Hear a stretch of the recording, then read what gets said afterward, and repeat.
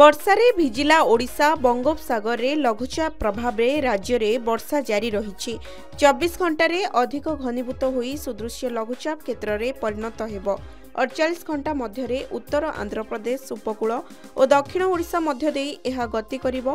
प्रभाव रे 17 तारिख जाए राज्य रे प्रबलरू अति प्रबल वर्षा नहीं सतर्कता जारी करा जाइछे।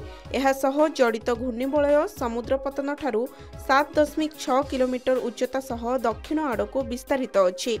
15 तारिख जाए मालकानगिरी और कोरापुट रे घंटा प्रति 30 रु 40 किलोमीटर बेगरे पवन बहिबा सह प्रबलरू अति प्रबल वर्षा हेबो। एही दुई जिल्ला पाई ऑरेंज वार्निंग जारी करा जाइछे। एथिसह 9 जिल्ला रे बिजुली घड़घड़ी सह प्रबल वर्षा नहीं येलो वार्निंग जारी करा जाइछे। समुद्र अशांत थिबारु 16 तारिख पर्यंत समुद्र मध्य को प्रवेश पाई मत्स्यजीवी को बारण करा जाइछे।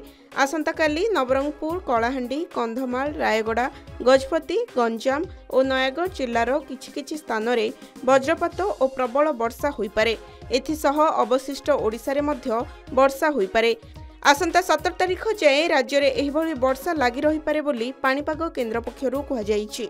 ब्यूरो रिपोर्ट के न्यूज ओडिशा।